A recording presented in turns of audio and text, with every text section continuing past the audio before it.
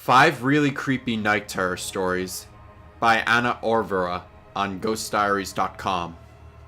A night terror can be truly terrifying. The constant turning from side to side, not being able to wake up from whatever or whoever is creeping right in your face, and the lack of sleep is enough for someone to go mad.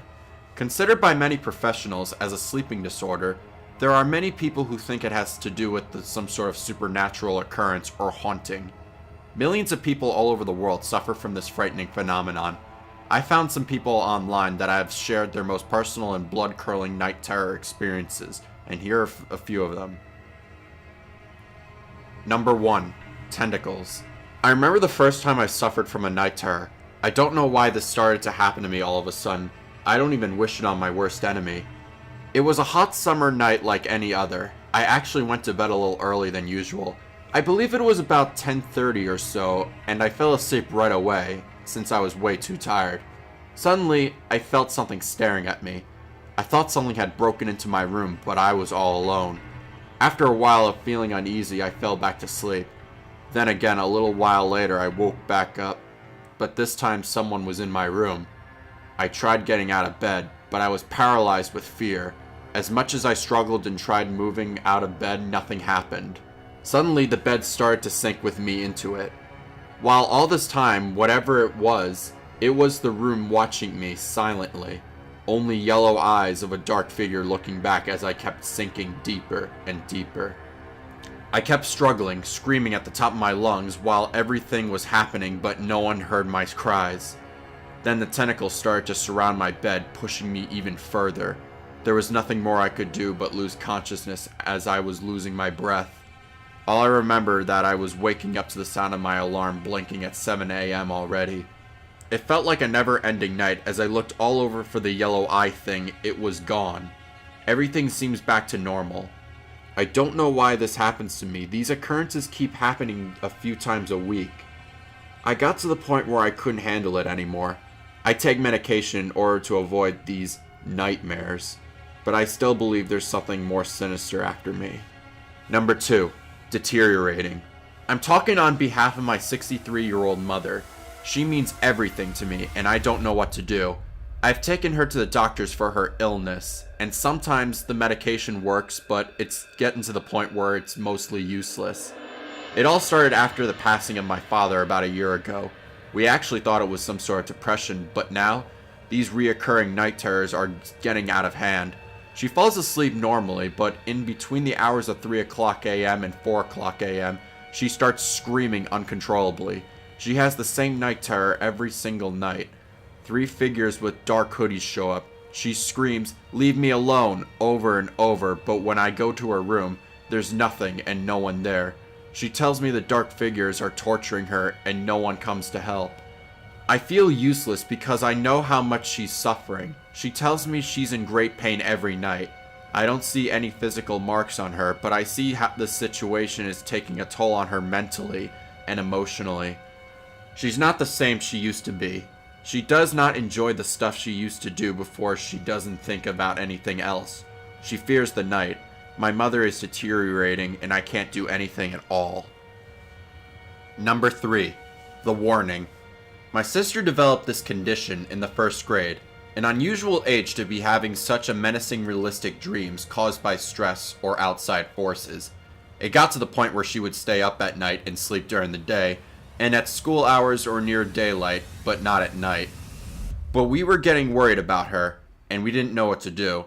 The doctor said the same thing, a teddy bear and a nightlight, but nothing happened. She always said the same thing. A lady who stood over her bedside with long straggly hair, smiles, 2 wide eyes too large, and would whisper she was going to steal my sister's body. My sister would shake and scream until she would wake herself. She said she knew one day the woman would succeed. One night, she woke up from a terrible episode into my room where she tugged onto my shirt to wake me up. Seeing her in the pitch black room was a little bit unnerving. I asked her why she came into my room and not our parents', and she said that she wanted me to sleep in her bed tonight. I was unsure, but she was my little sister, so I sucked it up and smiled and said to me, "Good, you're my big brother, so you protect me." I slept there for a few nights. so I started a routine where I would read a story until she fell asleep.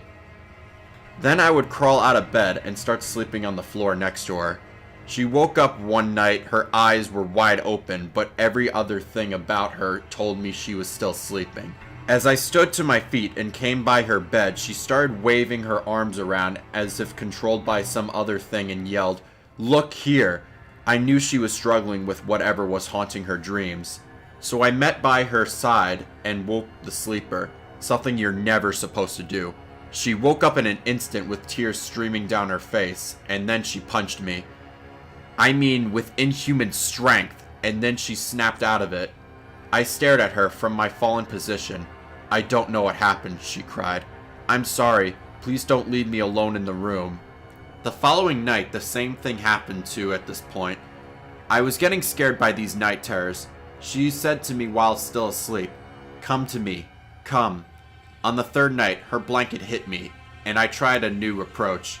Her eyes burst open, and she was screaming, attempting to swap something imaginary in front of her. As I took a peek from her blanket, her eyes were focused on left of her bed, and they always were. Suddenly, her head snapped in my direction and said, "Come to me closer."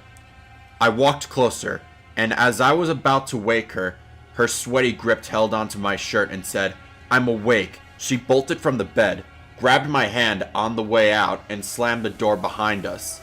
"What the fuck?" I yelled out. Our parents heard us and were getting out of bed. I was totally confused about what just happened.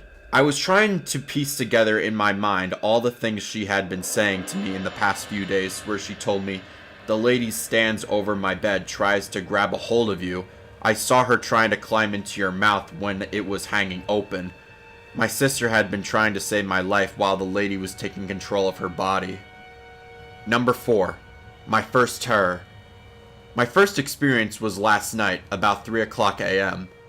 I was having a vivid dream in which in some sort of old abandoned art gallery, and I saw a painting of what seemed to be a stairway and a window on top of it with some creepy face plastered on it. The face came through the window and down the stairs, at which point I woke up and I couldn't move. I've never had night terrors before, but I felt an overwhelming sense of absolute dread. I slept on my stomach, with my face to the side so I couldn't see anything, but I felt an unnatural presence behind me, at the foot of my bed. I also felt like what seemed like hands or running down water from the neck to the base of my spine. Being an idiot, I thought I'd try telling whatever it was to fuck off, but I couldn't speak. I was just mumbling, but this terrifying feeling kept on for about 30 seconds longer. I finally regained full control of my body, and I just shouted at the top of my lungs, "Fuck off."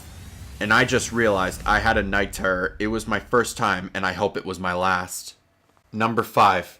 Intruder. I want to start off by saying that my fiance and I had a happy and relaxed relationship. He's loving, caring, and would never do anything to hurt me on purpose.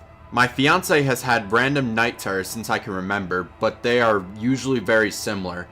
He will start off by sitting up abruptly, screaming and shouting, leans over to grab a hold of my arm, and panics even more, or he jumps out of bed and runs towards the door, turning on the lights and panicking even more with eyes wide open the whole time. To wake him up, I basically have to yell at him while grabbing his hand and say, "It's me, it's just me," over and over until he finally wakes up. These episodes can happen from 5 seconds to nearly a minute, but it feels longer what it actually is when he finally wakes up and freaks out and he's unconsolable, still sort of unconscious, and fully waken up to have no recollection of what he's done.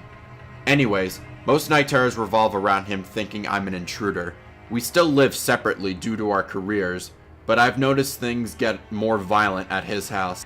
Last night he went to bed around 11 o'clock p.m., and I came over to spend the night like around 1 o'clock a.m. When I opened the bedroom door, as quietly as I could, with my tiny chinchilla in my hands, he suddenly screamed, jumped out of bed, and threw the night table at me, grabbed my throat, and slammed me up against the wall. He then threw me out of the bedroom really hard against the hallway wall. I don't remember what I said at that moment. I just remembered I was trying to protect my dog. He then locked himself in his room, and I saw the lights turn on. I was banging on the door, yelling his name and telling him that it was me, to try to wake him up, but he took forever to come to. He finally quieted down, convinced him to open the door. When he opened the door, I just lost it and started crying uncontrollably because I was so scared. I told him what had happened, and he's been beside himself all day. Tonight, I stayed again just to show him it doesn't change how I feel about him, but I'm really scared. He's really strong, and I learned that he can completely overpower me. I'm sleeping on the couch because I don't want this to happen again, but he's wandered out of his room with these terrors before as well, so even in the living room, I might not be safe. Please help. I don't want to be terrified of the man I love. When I crawl into bed with him, I know it's out of control and it's not his fault.